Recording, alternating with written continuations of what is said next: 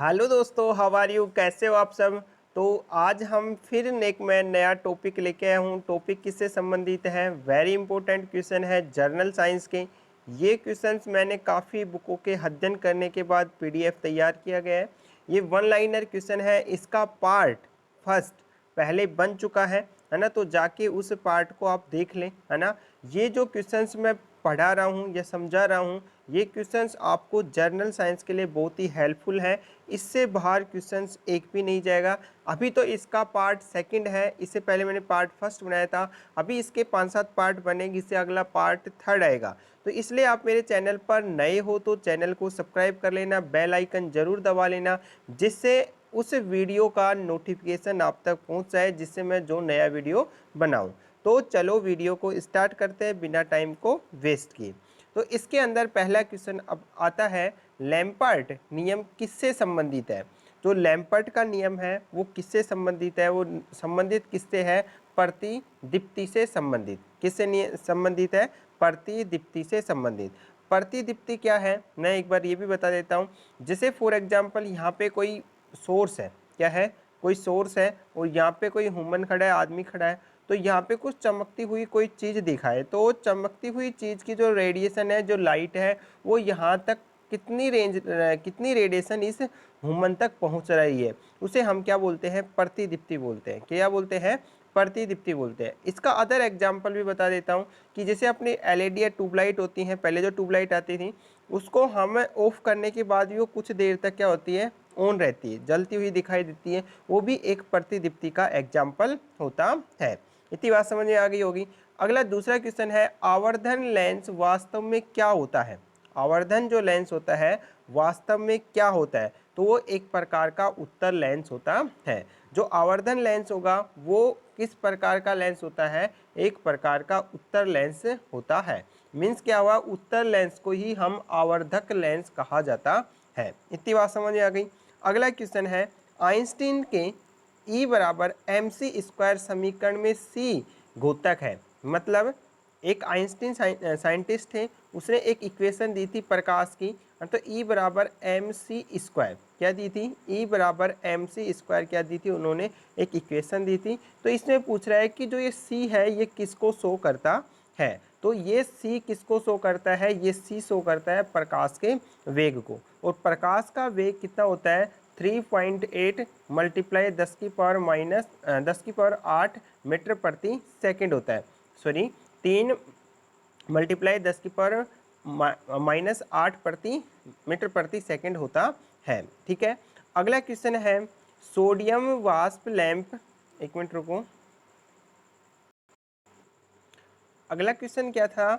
Sodium वाष्प lamp प्राय सड़क प्रकाश के लिए प्रयुक्त होते हैं क्योंकि ये, इसका आंसर क्या है? ये चमकदार रोशनी देते हैं। मीन्स क्या हुआ कि हम जो बड़े शहर होते हैं उनकी जो ये जैसे सड़क है, इस सड़क के दोनों साइड कैसे लैंप लगे होते हैं? सोडियम लैंप लगे होते हैं। जो लैंप लगे होते हैं उन्हें हम क्या बोलते हैं?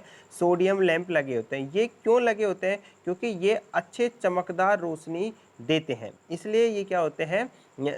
हम सड़क के दोनों ओर लगाते हैं। ठीक है। अगला क्वेश्चन है, प्रिज्म में प्रकाश के विभिन्न रंगों का विभाजन कहलाता है। मतलब प्रकाश है, मैंने कल भी पहले पार्ट में बताया था कि प्रकाश 7 रंगों का मिक्सचर होता है, और जब उसका विभिन्न रंगों में विभाजित होता है तो उसे हम क्या बोलते हैं? इसका आंसर क्या है? प्रकाश का वर्ण विक्षेपण होता है। इतनी बात समझ में आ गई। मैंने ये बताया था कि जैसे फॉर एग्जांपल यहाँ पे एक प्रिज्म है, यहाँ से प्रकाश की लाइट आ रही है, जब इसमें से पास होगी तो ये 7 रंगों में विभक्त हो जाती है। कितने रंगों में विभक्त होती है? 7 रंगों में विभक्त हो जाती है। ये 7 रंगों में विभक्त होने की जो प्रक्रिया है, प्रोसेस है, उसे ही हम क्या बोलते हैं? प्रकाश का वर्ण विक्षेपण कहा जाता है। अगला क्वेश्चन है, वायुमंडल में प्रकाश के विसरण का कारण है। मतलब वायुमंडल है उसमें प्रकाश का विसरण किसकी वजह से होता है? तो इसका सही एग्जाम्पल क्या है? धूल कणों की वजह से। मतलब धूल के जो कण होते हैं, एयर में प्रेजेंट होते हैं, उनकी वजह से ही प्रकाश का क्या होता है? विसरण होता है। अगला क्वेश्चन क्या है? एक मिनट। चंद्र सतह पर एक प्रेक्षक को दिन के समय आकाश दिखाई देगा। मतलब कहने का अर्थ कोई चंद्रमा पे गया हुआ है, उसको उस प्रेक्षक को दिन के समय आकाश कैसा दिखाई देता है। तो उसको कैसा दिखाई देता है, काले रंग का दिखाई देता है। अगला क्वेश्चन क्या है, एक गोलाकार वायु का बुलबुला किसी कांच के टुकड़े में अंतः स्थापित है। उस बुलबुले से गुजरती हुई प्रकाश की किरण के लिए वह बुलबुला किस तरह व्यवहार करता है। तो वो किस तरह व्यवहार करेगा, अपसारी लेंस की तरह व्यवहार करता है। अगला क्वेश्चन है, खतरे के संकेतों के लिए लाल प्रकाश का प्रयोग किया जाता है, क्यों। मैं कहने का अर्थ क्या है, जो खतरे होते हैं वहाँ पर रेड लाइट लगाई जाती है। क्या लगाई जाती है, रेड लाइट लगाई जाती है। वो रेड लाइट क्यों लगाई जाती है और अदर लाइट क्यों नहीं अदर कलर की लाइट क्यों नहीं लगाई जाती, क्वेश्चन ये है ना। तो इसमें रेड कलर की लाइट इसलिए लगाई जाती है क्योंकि इसका प्रकीर्णन सबसे कम होता है। तो मतलब कहने का अर्थ, जो रेड लाइट होती है उसका जो प्रकीर्णन है वो बहुत ही कम होता है। और तरंग दैर्ध्य क्या होती है, इसकी जो वेवलेंथ होती है रेड लाइट की, वो सबसे ज़्यादा होती है। अगला क्वेश्चन है, समुद्र नीला प्रतीत होता है। मतलब जो समुद्र है वो हमें नीला क्यों दिखाई देता है। इसका आंसर है आकाश के परावर्तन तथा जल के कणों द्वारा प्रकाश के प्रकीर्णन के कारण दिखाई देता है। मतलब आकाश में तो परावर्तन की प्रोसेस होती है और जल के कणों में प्रकीर्णन की प्रोसेस होती है। दोनों प्रोसेस के कारण ही समुद्र हमें कैसा दिखाई देता है, नीले कलर का दिखाई देता है। अगला क्वेश्चन है, अस्त होते समय सूर्य लाल किस कारण से दिखाई देता है। मतलब सूर्य अस्त हो जाता है, छिप जाता है, उसके बाद भी हमें रेड कलर का सूर्य क्यों दिखाई देता है। मतलब छिपता हुआ सूर्य रेड कलर का क्यों दिखाई देता है, या फिर उगता हुआ, मतलब सूर्य उदय होता है उस टाइम भी हमें रेड कलर का दिखाई देता है। उसका मेन रीजन क्या है, क्या कारण है। तो वो इसका कारण क्या है, प्रकीर्णन के कारण वो हमें ऐसा दिखाई देता है। अगला क्वेश्चन क्या है, इंद्रधनुष में किस रंग का विक्षेपण अधिक होता है। आपने सभी ने इंद्रधनुष देखा होगा, जब बारिश का टाइम होता है उस टाइम या उत्तर दिशा में या पश्चिम दिशा में एक मतलब ऐसा राउंडर सा क्या होगा, धनुष की तरह एक 7 रंगों का चित्र सा दिखाई देता है ना। तो उसे हम इंद्रधनुष बोलते हैं। तो उस इंद्रधनुष में सबसे ज़्यादा कौन से रंग का विक्षेपण होता है। तो उसमें सबसे ज़्यादा किसका होता है, बैंगनी कलर का सबसे ज़्यादा होता है। अगला क्वेश्चन है, तारे आकाश में वास्तव में जितनी ऊंचाई पर होते हैं वे उससे अधिक ऊंचाई पर प्रतीत होते हैं। इसकी व्याख्या किसके द्वारा की जा सकती है। तो इसकी व्याख्या किसके द्वारा की जा सकती है, वायुमंडलीय अपवर्तन के द्वारा किया जा सकता है। अगला क्वेश्चन है, किस गाड़ी के अग्रदीप्त से प्रकाश का शक्तिशाली समानांतर पुंज पाने के लिए क्या उपयोग में लाना चाहिए। कहने का अर्थ क्या है कि जो कोई भी गाड़ी है उसका अग्रदीप्त मतलब आगे वाला जो अग्रदीप्त से प्रकाश का शक्तिशाली समानांतर पुंज प्राप्त करने के लिए कौन से लेंस का यूज किया जाता है। तो उसमें कौन सा लेंस यूज होता है, अवतल लेंस का उपयोग किया जाता है। अगला क्वेश्चन है, दादी बनाने के लिए काम में लेते हैं, दादी मतलब सेविंग बनाने के लिए हम कौन सा लेंस का यूज करते हैं, हम उसमें अवतल लेंस का यूज करते हैं। एक बात मैं आपको बताऊं कि इसमें है ना लेंस और दर्पण में आदमी कंफ्यूज होता है ना। तो मैं इसका एक बार वीडियो बना भी दूंगा, दर्पण क्या होते हैं और लेंस क्या होते हैं, ठीक है ना। तो यहाँ पे क्या है कि याद रखना कि यहाँ पे जो हम सेविंग बनाने के लिए जो यूज करते हैं या हम जहाँ कटिंग करवाने जाते हैं वहाँ पर जो लेंस लगे होते हैं वो कौन से लेंस लगे होते हैं, अवतल लेंस लगे होते हैं। अगला क्वेश्चन है, दूरदृष्टि दोष निवारण के लिए काम में लेते हैं, मतलब जिनके दूरदृष्टि दोष होता है उसमें कौन सा लेंस यूज किया जाता है। तो उसमें कौन सा लेंस यूज किया जाता है, उत्तल लेंस यूज किया जाता है। अब आपके दिमाग में होगा ये दूरदृष्टि दोष क्या होता है। दोष दो प्रकार के होते हैं, दूरदृष्टि और निकट दृष्टि दोष, ठीक है ना। इसमें जो दूरदृष्टि दोष होता है उसमें दूर की वस्तु तो हमें क्या दिखाई देती है, अच्छी दिखाई देती है, और निकट की वस्तु हमें अच्छी दिखाई नहीं देती है, ठीक है ना। तो जब दूर की वस्तु अच्छी दिखाई दे और निकट की वस्तु अच्छी नहीं दिखाई देती है तो उस दोष को हम क्या बोलते हैं, दूरदृष्टि दोष कहा जाता है। निकट दृष्टि दोष में जस्ट इसका अपोजिट होता है, दूर की वस्तु हमें साफ दिखाई नहीं देती है और पास की वस्तु हमें साफ दिखाई देती है, उसे हम क्या बोलते हैं, निकट दृष्टि दोष कहते हैं। तो दूर दृष्टि दोष के अंदर कौन से लेंस का यूज किया जाता है, उत्तल लेंस का यूज किया जाता है। अगला क्वेश्चन है, कार चलाते समय अपने पीछे के यातायात को देखने के लिए आप किस प्रकार के दर्पण का उपयोग करते हैं। तो इसमें कौन से दर्पण का उपयोग करते हैं, उत्तल दर्पण का उपयोग करते हैं। मीन्स क्या है कि जो अपन गाड़ियों के साइड में जो लेंस लगा होता है, मोटरसाइकिल पे भी जो लेंस लगा होता है जिसे हम शीशा बोलते हैं, है ना, तो वो लेंस कौन सा लेंस होता है या कौन सा दर्पण होता है, तो उसमें कौन सा दर्पण होता है, उत्तल दर्पण होता है। कौन सा होता है, उत्तल दर्पण होता है। अब आगे क्या है, मानव आँख की रेटिना पर कैसा प्रतिबिंब बनता है। ये वेरी इंपॉर्टेंट क्वेश्चन है। जो ह्यूमन आई होती है उसका जो रेटिना होता है उसके अंदर प्रतिबिंब कैसा बनेगा, तो उसके अंदर प्रतिबिंब कैसा होता है, वास्तविक होता है तथा उल्टा बनता है। कैसा बनता है, वास्तविक और उल्टा प्रतिबिंब बनता है। अगला क्वेश्चन क्या है, साबुन के पतले झाग में चमकदार रंगों का बना किस परिघटना का परिणाम होता है। मतलब साबुन के पतले झाग में चमकदार रंगों का बना किस परिघटना का परिणाम होता है। मतलब हम जो साबुन होता है उसके झाग बन जाते हैं, उसमें ना कई बार कलर सा दिखाई देता है प्रकाश की वजह से, है ना, चमकीला चमकीला नीला नीला सा कभी देखना उसके अंदर।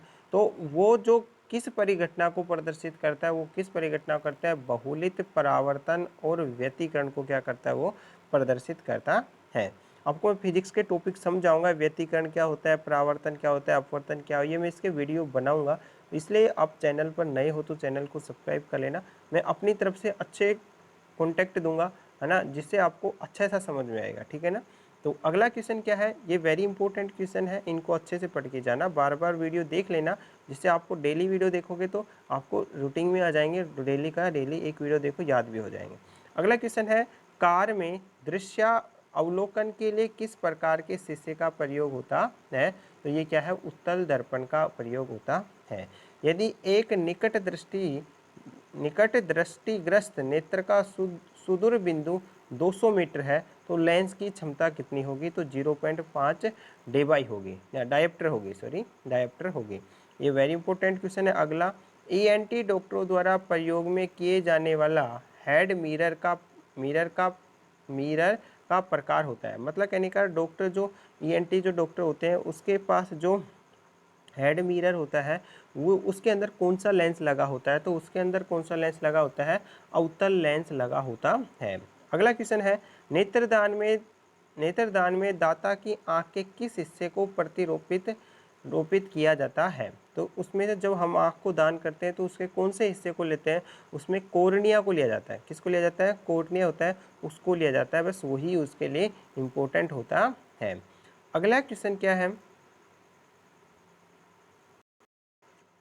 मनुष्य की आंख में प्रकाश तरंगे किस स्थान पर स्नायु उद्वेगों में परिवर्तित होती हैं। तो मनुष्य की जो आंख के अंदर जो प्रकाश की तरंगे वो कहाँ पर होती हैं, रेटिना से होती हैं। अगला क्वेश्चन है, स्वस्थ नेत्र के लिए स्पष्ट दृष्टि की न्यूनतम दूरी कितनी होती है।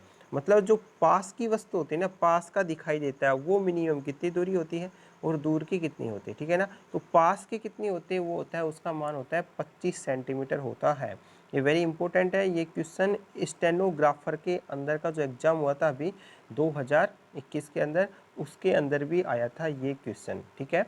अगला क्वेश्चन है, यदि कोई व्यक्ति किसी वस्तुओं को स्पष्ट नहीं देख सकता तो उसकी दृष्टि में कौन सा दोष होगा। ये मैंने अभी बताया था, कोई वस्तु दूर की वस्तु को स्पष्ट नहीं देख सकता तो उसके अंदर कौन सा दोष पाया जाता है, उसके अंदर निकट दृष्टि दोष पाया जाता है। निकट की अच्छी दिखाई देंगी, दूर की खराब दिखाई देंगी, तो उसे हम निकट दृष्टि दोष कहते हैं। लगता उल्टा है ना, निकट दृष्टि मतलब निकट की खराब दिखाई देनी चाहिए ना, आपके अकॉर्डिंग ये लग रहा है, बट जस्ट अपोजिट होता है, ये याद रखना। अगला क्वेश्चन है, निकट दृष्टि दोष से पीड़ित व्यक्ति, तो इसमें क्या आंसर आएगा, दूर की वस्तुएं दिखाई नहीं देती। ये मैंने दोनों आपको अच्छे से समझा दी। निकट दृष्टि, अगला क्वेश्चन, निकट दृष्टि दोष से पीड़ित व्यक्ति के चश्मे में प्रयोग किया जाता है। जिनके निकट दृष्टि दोष होता है उनके अंदर कौन सा लेंस, उनके चश्मे में कौन सा लेंस यूज करते हैं, उनके चश्मे में हम कौन सा लेंस यूज करते हैं, अवतल लेंस का यूज किया जाता है। ठीक है ना। अब आता है दूरदृष्टि दोष से पीड़ित व्यक्तियों के लिए कौन सा लेंस यूज करते हैं, तो निकट की वस्तुएं दिखाई नहीं देती, सॉरी, दूरदृष्टि दोष से पीड़ित व्यक्ति को निकट की वस्तुएं दिखाई नहीं देती है। और यदि लेंस पूछे तो अवतल की जगह कौन सा आ जाएगा, उत्तल आ जाता है। ठीक है। अगला क्वेश्चन क्या है, प्राथमिक रंग है, इसका आंसर क्या है, वे रंग जो अन्य रंगों के मिश्रण से उत्पन्न नहीं किए जा सकते हैं उन्हें हम क्या बोलते हैं, प्राथमिक रंग बोला जाता है। अगला क्वेश्चन है, प्राथमिक रंग कौन कौन से हैं, तो प्राथमिक रंग क्या है, लाल है, हरा है, नीला है। इन ये रंग के मिक्सचर से अन्य रंग बनाए जा सकते हैं, परंतु ये जो रंग है लाल, हरा और नीला, ये जनरेट खुद ही होते हैं, इससे इन्हें किसी अन्य रंग के द्वारा नहीं बनाया जा सकता। ठीक है ना। अगला क्वेश्चन है, पेट अथवा शरीर के अन्य आंतरिक अंगों के अन्वेषण के लिए प्रयुक्त तकनीकी एंडोस्कोपी आधारित होती है। किससे आधारित होती है, पूर्ण आंतरिक परावर्तन की परिघटना पर आधारित होती है। अगला क्वेश्चन है, पानी की टंकी को ऊपर से देखने पर कम गहराई दिखाई देने का कारण है, वो क्या कारण है, अपवर्तन का कारण है। अगला क्वेश्चन है, चटका हुआ कांच चमकीला प्रतीत होता है, इसका किस कारण से वो चमकीला प्रतीत होता है, पूर्ण आंतरिक परावर्तन के कारण। अब पूर्ण आंतरिक परावर्तन क्या है ना, ये मैं सब वीडियो बनाऊंगा, आपको यहाँ पे नहीं समझ में आएगा, पूरा डिटेल से बनाऊंगा। अगला क्वेश्चन है, मरीचिका का एक उदाहरण, ये वेरी इंपॉर्टेंट है। मरीचिका क्या होती है, मैं बता देता हूँ। मरीचिका क्या होती है, हम जब गर्मियों के दिनों में बाहर जाते हैं ना, तो दूर होते हैं उस जगह ऐसा दिखाई देता है कि जहाँ पर पानी सा हो। ठीक है ना, जैसे खाली जगह, वहाँ पर दूर ऐसा दिखाई देगा जहाँ पर पानी हो, बट वो पानी होता नहीं है रियलिटी। तो वो जो लहर सी दिखाई देती है उसे ही हम क्या बोलते हैं, मरीचिका बोला जाता है। तो ये किसका उदाहरण है, प्रकाश के अपवर्तन और पूर्ण आंतरिक परावर्तन का एग्जाम्पल होता है। अब अगला क्वेश्चन आता है, इंद्रधनुष के कितने रंग दिखाई देते हैं, इसमें 7 रंग ही दिखाई देते हैं। ये वही मतलब प्रिज्म की तरह ही होता है।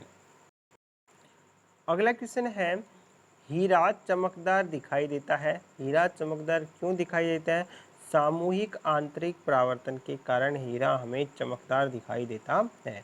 अगला क्वेश्चन है, प्रकाश की किरण को पूर्ण आंतरिक परावर्तन के लिए किससे किससे गुजरना होता है, तो किससे गुजरना होता है, कांच से जल में गुजरना होता है। अगला क्वेश्चन है, बाह्य आंतरिक में किसी भी अंतरिक्ष यात्री को आकाश दिखाई देता है, काला दिखाई देता है। अगला क्वेश्चन है, अबिंदुकता का दोष दूर करने के लिए किस लेंस का प्रयोग किया जाना चाहिए, उसमें कैसा लेंस का प्रयोग किया जाना चाहिए, सिलेंडरी लेंस का प्रयोग किया जाना चाहिए, है ना। तो ये थे आज के वेरी इंपॉर्टेंट क्वेश्चंस। मैं अब पार्ट 3 आएगा, वीडियो काफ़ी बड़ा बन गया है ना, तो और ज़्यादा ना बड़ा, तो इसलिए मैं अगला पार्ट 3 लेके आऊँगा। तो आप चैनल को सब्सक्राइब कर लेना, जिससे आने वाले वीडियो की नोटिफिकेशन आप तक पहुँच जाए। यदि आपको कोई क्वेश्चन समझ में नहीं आता है, मुझे कमेंट में ज़रूर बताएं, मैं उसका सॉल्यूशन पूरी तरीके से करके आपको वीडियो के माध्यम से पहुंचाऊंगा। तो आज के लिए इतना ही। सो थैंक्स, जय हिंद, वंदे मातरम।